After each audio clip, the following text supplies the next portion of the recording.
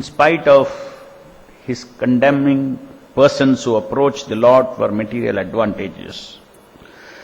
Kardama Muni expressed his material inability and desire before the Lord by saying, "Although I know that nothing material should be asked from you, I nevertheless desire to marry a girl of like disposition." The phrase "like disposition" is very significant, for merely boys and girls of similar dispositions were married. Formerly, boys and girls of similar dispositions were married. The similar natures of the boy and girl were united in order to make them happy. Not more than 25 years ago, and perhaps it is still current, parents in India used to consult the horoscope of the boy and the girl to see whether there would be a factual union in their psychological conditions. These considerations are very important. Nowadays, marriage takes place without such consultation, and therefore soon after the marriage there is divorce and separation. Formerly, husband and wife used to live together peacefully throughout their whole lives, but nowadays it is a very difficult task. Kardama Muni wanted to have a wife of like disposition because a wife is necessary to assist in spiritual and material advancement. It is said that a wife yields the fulfillment of all desires in religion, economic development and sense gratification. If one has a nice wife, he is to be considered a most fortunate man. In astrology, a man is considered fortunate who has great wealth, very good sons or very good wife. Of these three, one who has very good wife is considered most fortunate. Before marrying, one should select a wife of like disposition and not enamored by the so-called beauty or other attractive features for sense gratification. In the Bhagavatam 12th canto, it is said that in Kali Yuga, marriage will be based on consideration of sex life. As soon as there is deficiency in sex life, the question of divorce will arise. Kardama Muni could have asked his benediction from Uma, for it is recommended in the scriptures that if anyone wants a good wife, he should worship Uma. But he preferred to worship the Supreme Personality of Godhead because it is recommended in the Bhagavatam that everyone, whether he is full of desires, has no desires or desires liberation, should worship the Supreme Lord. Of these three classes of men, one tries to be happy by fulfillment of material desires, another wants to be happy by becoming one with the Supreme, and another, the perfect man, is a devotee. He does not want anything in return from Personality of Godhead. He only wants to render transcendental loving service. In any case, everyone should worship the Supreme Personality of Godhead, for he will fulfill everyone's desire. The advantage of worshipping the Supreme Person is that even if one has desires for material enjoyment, if he worships Krishna, he will gradually become a pure devotee and have no more material hankering. Thus ends the Bhaktivedanta purport. Now, in these few verses, Kardama Muni, at the end of his austere meditation for 10,000 years, he has the darshan of the Lord. The Lord appears, the beautiful form of the Lord, the transcendental form of the Lord appears before Kardama Muni, and Kardama Muni falls on the ground, pays his obeisances unto the lotus feet of the Lord, and with folded hands he made certain prayers. The previous verse says, "O Supreme Worshipful Lord, my power of sight is now fulfilled, having attained the greatest perfection of sight of you, who are the reservoir of all existences. Through many successive births of deep meditation, advanced yogis aspire to see your transcendental form. Your lotus feet are the true vessel to take one across the ocean of mundane nations. Only persons deprived of their intelligence by the spell of deluding energy will worship those feet with a view to attain trivial and momentary pleasures of the senses, which even persons rotting in hell can attain. However, my Lord, you are so kind that you bestow mercy even upon them. Therefore, desiring to marry a girl of like disposition, who may prove to be a veritable cow of plenty in my married life to satisfy my lustful desires, I too have sought the shelter of your lotus feet, which are the source of everything, for you are like a desired tree." So, Kardama Muni, on attaining the transcendental darshan of the Supreme Lord, still, as he himself is praying that about his inability to give up the strong desire for certain things. So he prays to the Lord that it is very condemnable that anybody who has the good fortune of seeing you can ask the Lord anything other than pure devotion service. And in spite of that, in spite of Kardamuni realizing that it is not correct, it is not appropriate, it is foolish to ask the Lord for anything in this material life, Kardamuni goes ahead and he asks the Lord, please sanction me. I desire to marry a girl of like disposition who will be a veritable cow of plenty in my married life. Openly he says, to satisfy my lustful desires. Kama dughangripasya durashayaha. He says he knows it is durasha. And still he is asking, durasha, I have sought shelter, which are the source of everything, for you are like a desired tree. So Srimad Bhagavatam is a transcendental literature which is revealing the absolute truth. Who is the cause of all causes? The Supreme Lord, Sri Krishna, Lord Narayana, Vishnu is the Supreme Lord of everyone and everything, and is a Param Ishvaraha. So, and he is the source of everything, and everything exists for him. So these are the glories that are being revealed in Srimad Bhagavatam. The essence of all the Vedas, everything is revealed in Srimad Bhagavatam. So, Srimad Bhagavatam also contains various relationship between the Lord and his devotees in different kinds of situations. But the key thing is that the Lord is the central personality who is relating with his devotees in different manner. Here Kardama Muni, he had some material desires, so he is telling the Lord that I beg that you satisfy these desires. And then it is already warned. Kardama Muni himself says this is not the best, foolish people, this kind of happiness is available even in the hell, and still he asks. And this is because every aspect of the Lord is revealed every aspect of the Lord and his devotees is revealed in Srimad Bhagavatam. Various personalities like Kardama Muni, they are all part of the Lord's Leela. In order to demonstrate, in order to put forth the reality that the conditioned living entities in this material world will always have material desires. Otherwise they'll be pure devotees. They'll always have material desires. Moment one takes a body, that means there is a material desire. According to karma, that's why we take a body. We have taken a birth, means we will have material desires. So these material desires, how to deal with the material desires? Let's say one understands that God, Supreme Lord is Narayana, Supreme Lord is Krishna. He understands that that is an undisputable fact for a person. Then he will not pray to any demigods, anyone.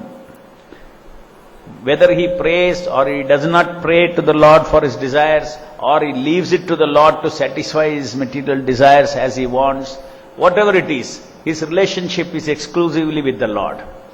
Therefore he is called a devotee.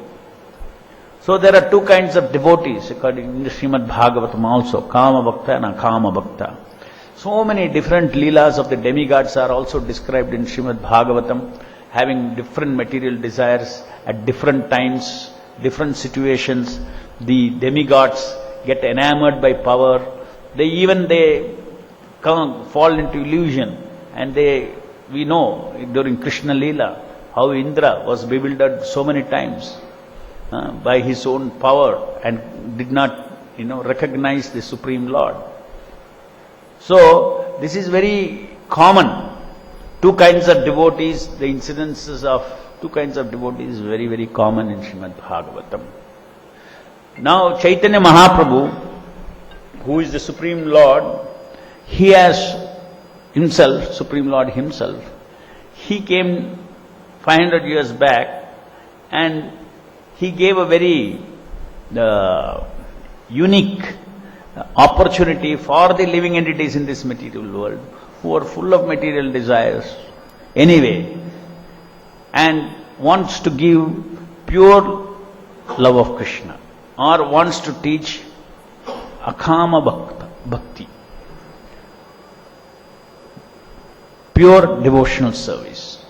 And that is what our parampara is following. So we read all these things, we understand all these things, and we apply these things in our life. At the same time, we have a parallel growth in our spiritual life. That parallel growth is due to the mercy of Lord Chaitanya Mahaprabhu.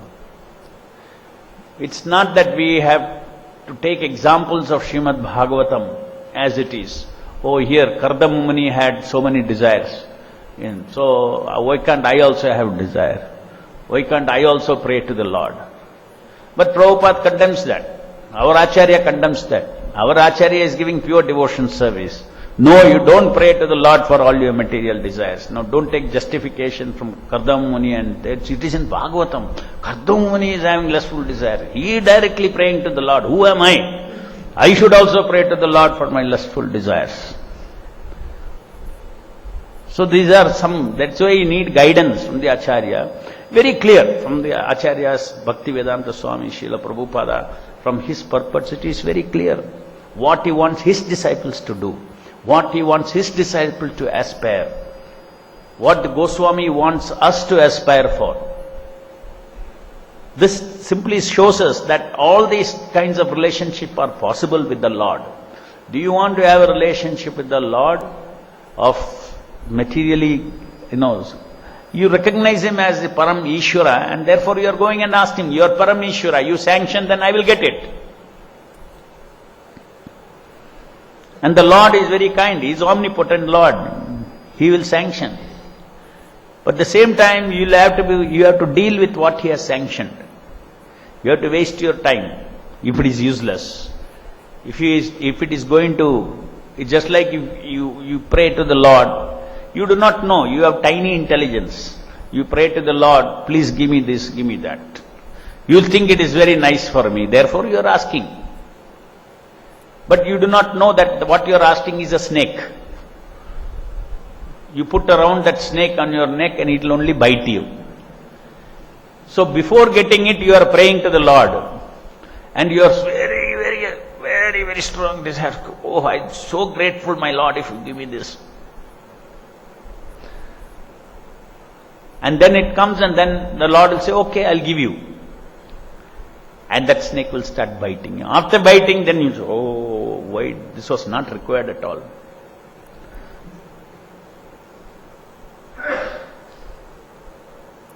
Even in material life, you see so many times parents pray, give me a son, give me a daughter, like that, pray, and who is like this, who is like that, who is like that. And then those children, when they grow up, we have seen so many times, rest of the life for the father and mother, their children are misery. They bring misery. They bring misery, they bring hatred, they don't talk to them, they so much lovingly, with great hope, you bring them up, my child, and then at the end you will see what happens. So many cases are there.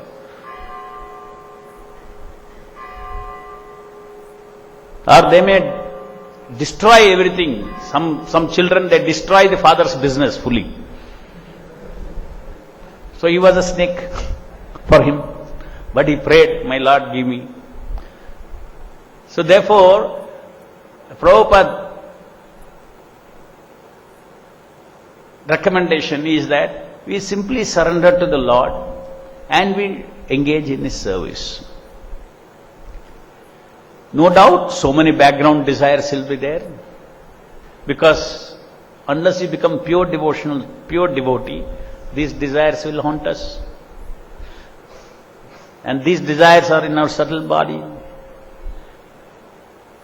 And either they are in the subtle body, or even if you are not pure, you may generate fresh desires, material desires. But these desires are, they just, the Prabhupada's recommendation is that you don't bother about it. You serve the Lord, and Lord knows what desire to satisfy, what desire not to satisfy. And that faith should be there, that my life is in the hands of the Lord. That is exactly what it means. Sarvadharman parityeja mamekam sharanam vraja. You have surrendered everything. When you are surrendered, why you have to ask anything? When you are surrendered, you don't ask anything. If you are not surrendered, then there is a whole thing. My life and, Lord, you are Parameshwara. I have to ask you something so that, some things, many things I have, some things I don't have, for that I have to ask you. That means, you have something independent and then something else is not there, you give me. So in one sense, anything you pray to the Lord, any specific prayer to the Lord, just look at the consciousness, look at the, what is behind it. When you ask a specific thing to the Lord, actually it is like dealing with the Lord like a person who serves you. He is Parameshwara, you are Parameshwara, you are capable of certain things, and I want certain things, you give me.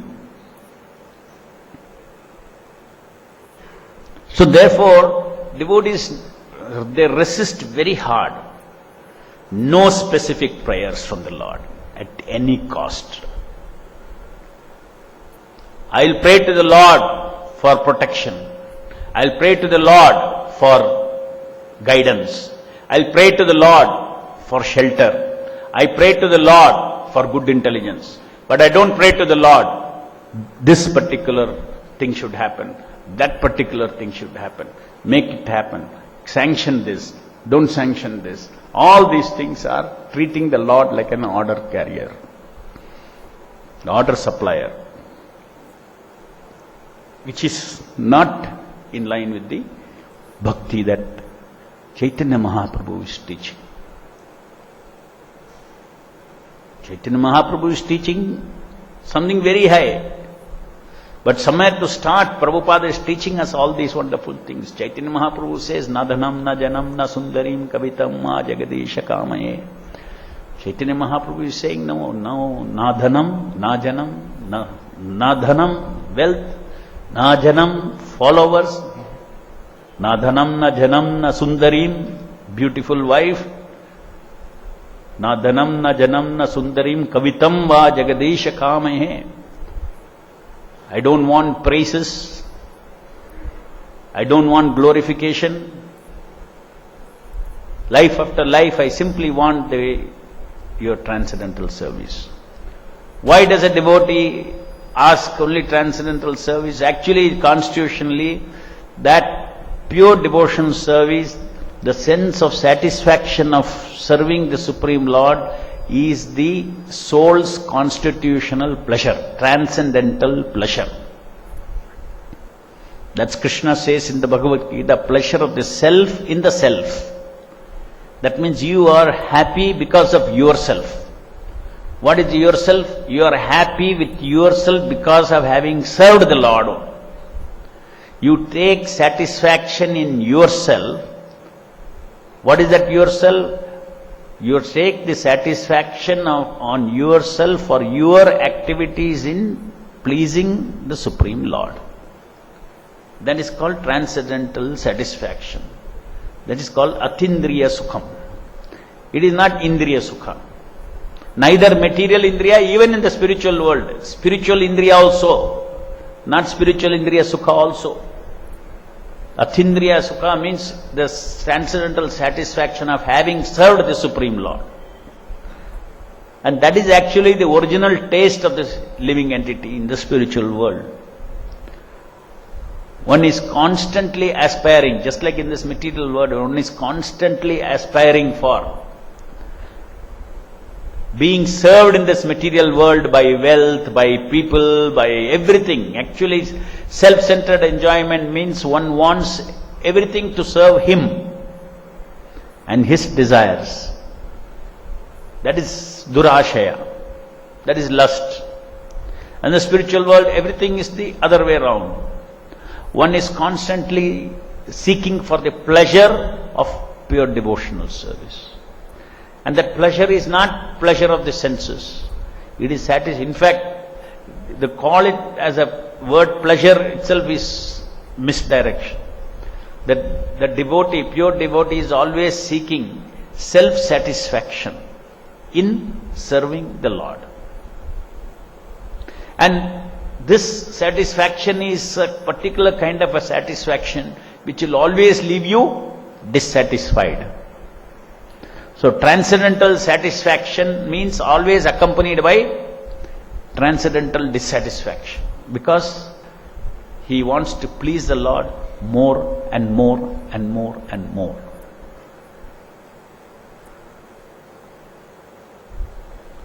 So we follow what Srila Prabhupada has given us, how Srimad Bhagavatam should be understood, how it should be practiced, how each description in Srimad Bhagavatam is to be understood in our context of life.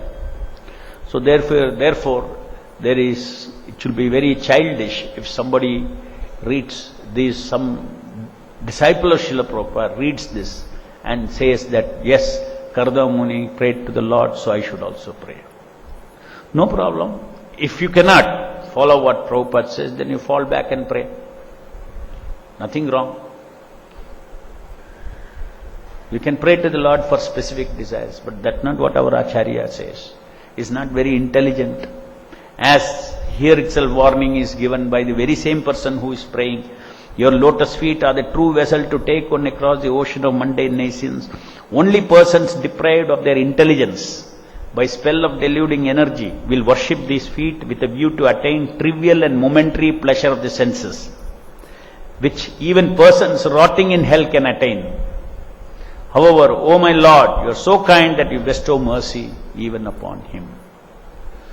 So the Supreme Lord is Supreme Controller. The Lord wants us to be properly situated as his servants. That is his desire. The Lord has no other desire. The Lord is the proprietor of everything. He is owner of everything, is the enjoyer of everything, is the controller of everything. What does the Lord desire? The Lord desire, just like what does the father desire? The father desires the welfare of the child. Similarly, we as spirit soul, the Lord is not some egocentric enjoyer. Lord is seeking enjoyment for everyone. Just like the child should be properly situated, that's the desire of the Lord. And the Lord wants, in the material world, the Lord is all-pervading. He is as Paramatma. He is seated in everyone's heart. So He wants everyone to come to the point of engaging in devotional service. So we preach Krishna consciousness. It's not on an intellectual platform we preach. Chaitanya Mahaprabhu has given us a very powerful weapon of chanting Hare Krishna Mahamantra, and along with chanting the Hare Krishna Mahamantra, then we learn how it becomes easy for us to engage in purer and purer and purer devotional service. Our devotional service becomes purer and purer. Our chanting also becomes purer and purer. That means all our contamination slowly will get wiped out, and we start getting the transcendental, that self-satisfaction. We only look for that. You should come to a stage where we only look for that satisfaction of the self in the self. Or you can say satisfaction. Actually, Krishna, when he speaks in the beginning of Bhagavad Gita, self in the self, He's talking about simply realizing that you are spirit. But our philosophy is much advanced. You should take satisfaction in the self, in the self-service to the Lord. Because in the Mayavada philosophy, in the impersonal understanding, the understanding that the self has got identity, self has got activity, self has got feelings, thinking, all these things is not there. Naturally, these are all transcendental feelings, transcendental thinking, transcendental activities. No doubt, there are activities in the three modes of material nature. There are two domains of activities. So those things are illusion. Everything is illusion. In the karmis world, everything is illusion because everything is set around the false ego. So to that degree, the impersonal philosophy is correct. Nirguna, nirguna, nirguna, all these things are not the transcendental qualities that, I am only pure spirit. They're correct. But Krishna conscious philosophy, Bhagavatam philosophy goes to the next level and says about positive activities, positive feelings, positive service, positive relationship. And the highest of all relationship is the relationship with Krishna. And that relationship is pure devotion service. That's the relationship of pure love. And in such relationship of self, in this, in devotional service with the Lord, is something that is what we are taught by this parampara to practice. Taking highest satisfaction. Highest satisfaction is in service of the Lord, without expecting anything in return. One is completely, where is the question of me and I have no concern for myself. Who am I? If you think I am some separate, then you have so many concerns. I am some separate. Why I am under the shelter of the Lord? What is my concern for me? I should not have concern for me. I am under the shelter of the Lord. What the Lord wants will happen to me. What the Lord wants, I will be used by the Lord whichever way He wants. So in this way, devotee has no anxiety for himself. Why I should have anxiety for myself? When I want to only become His servant. I want to follow His orders. There is no sense of separate anxiety for the Lord, for the devotee, for himself. Because he knows that he has full faith that he is Lord's. He belongs to the Lord. Whatever happens, the Lord has some wish. Let it happen. Let me go through that. That is the meaning. That is what the Sarva Dharman Parityaja means. So, even material desires come under that. If the desires are there, what can I do? My mind cannot control. I left it to the Lord, whatever way I want. I know no one but my Lord.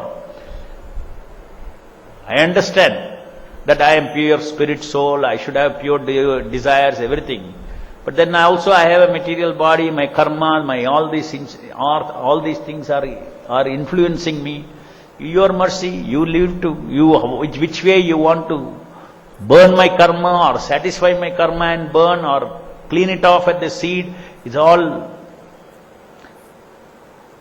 to be engaged in your service. That is my goal. And that's what is to be understood from all these purports. For us, in this incident of Kardama Muni, more than this verse, what is most applicable is the previous verse. Your lotus feet are the true vessel to take one across the ocean of mundane nescience. Only persons deprived of their intelligence by the spell of deluding energy will worship those feet with a view to attain the trivial and momentary pleasures of the senses, which even persons rotting in hell can attain. However, O my Lord, you are so kind that you can bestow mercy even upon them. Still you understand and glorify the Lord's extraordinary kripa, mercy on the living entities. Any questions? Yes.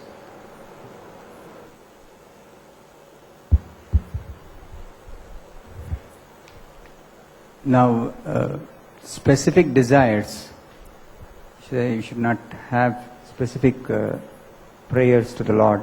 Yeah. But if somebody takes instruction from Prabhupada, distribute more books, and specifically goes and prays to Krishna, I want to distribute more books, I want to distribute more books, please satisfy this desire. Is that also wrong? When a specific desire is coming from an order, then it is no longer your desire. When an order is given, then it's not your desire. You are adopting the desire of Prabhupada. And that also, there may be so many things. Prabhupada would have, you have to see what is the specific desire also which is appropriate. For instance, I'll give you an example. Suppose Prabhupada has given a general order that please be, make beautiful paintings of Krishna. Right? Now one devotee will say, let me pray to the Lord to make beautiful paintings. It is unnecessary. You have to find out. Suppose you have no quality of being an artist. You have no taste for being an artist. That's not within your karma to be an artist. Now you are going to think and you are going to, pray specifically to the Lord that Prabhupada said beautiful pictures should be there. So I like seeing beautiful pictures. That is fine. But I'd like to make a beautiful picture also. Seeing a cricket game is different, playing a cricket game is different. So in the same way, you cannot equate all these things. So, see how one can get misled. So similarly, somebody may have, I can see, it is so important to manage the movement, organize everything, it brings so much result for preaching and things like that, for Prabhupada. So, suppose a person does not have that structure in his mind, his intelligence and everything, it becomes an over-endeavor for him to go and start from zero. Prabhupada says, what you have, you engage in the devotion service. What you can accumulate little here and there, no problem. But don't over-endeavor to now create a PhD for you and then this thing and then I will preach, all those things. It becomes all over-endeavor. It will never ultimately help in any manner for the devotee. It becomes an over-endeavor. So, what comes little easily. There will be so many things. Each devotee has got so many, inborn nature. One should identify that. Even in Karmi world they say, don't try to do everything. See what is your key core areas of taste and competency and everything. And then whole life you work on that, then you will excel in that field. In the Karmi world they say that. Don't desire everything. If you are expert in that, now become core expert in that. Similarly, we have to see what is our ability, what is our taste, what is our nature, and then according to that, that's why all the detailed things should be left to the Lord. You should not think that, I have a big headache of finding out specific desires for myself to please Krishna. Why? You pray to the Lord. Paramatma is in your heart. He will reveal specific situations, specific desires. He will put you in specific situation where actually your devotion service will be facilitated. It is very important that especially when we begin devotion service, we should not get overburdened. It's very important. Materially, one should not have too much overburdening. It becomes prayasa. One should take prayasa for chanting Hare Krishna. One should take prayasa for reading. One should take prayasa for all these things. But one should not take prayasa for practical service which does not come easily with you. No doubt, in our Krishna consciousness movement, with a different kind of a training, to impart different kind of training, initially a devotee when he comes and joins the movement, then we put everybody through a certain state to teach them tapasya. So it's not prayasa, it's tapasya. You don't like to go and beg also, you have to go beg for the Guru. That is brahmacharya training. Brahmacharya training is, even Krishna is to go to the forest and collect wood. He is the Supreme Lord. Why should he is the son of Nanda Maharaj, son of such a rich person. Along online with, side by side with Sudama, together they went and did the same thing to collect firewood from the forest. So in the same way, tapasya is there. So for that tapasya, brahmachari is engaged in service of going and begging for collection. For whom? For Guru. The fruit is for the Guru. Whatever service we are doing is for Prabhupada. If we go and collect for temple, it is for Prabhupada. So we are going in. So it's very honorable service to go out and collect, in the sense that you may not have taste, but still you will struggle, you will go. So one should not mistake. So I have so much false ego, that means I don't have taste to go and beg. So why they are making me do this? No, that is meant for austerity and tapasya. Now, that's why after that the authorities also know what is the different taste of different devotees.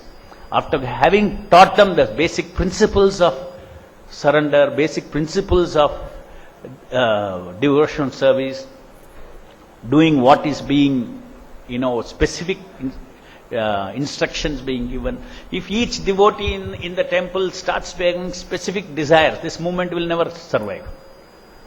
I want to do this for Prabhupada, I want to do this for Prabhupada, I want to do this for Prabhupada, It has to be under the umbrella of praying to the Lord for manifesting the specific desires, specific services that, I am supposed to do, I can do according to your wish, according to Prabhupada's wish, so that I become purified. This is one of the reasons we also teach all the devotees who join. So keep aside all your, you might have had so many desires, I have to do this for Prabhupada, I have to do that for 3-4 years, keep aside, or sometime, you keep aside all those things. Purify. No, nobody is encouraging us, I came because I want to do so many things for Prabhupada. So first you do for yourself. Purification. And then you will be prepared, your ground will be prepared. You will create a foundation where you can actually do for Prabhupada. First things first. First prepare yourself. First let us purify.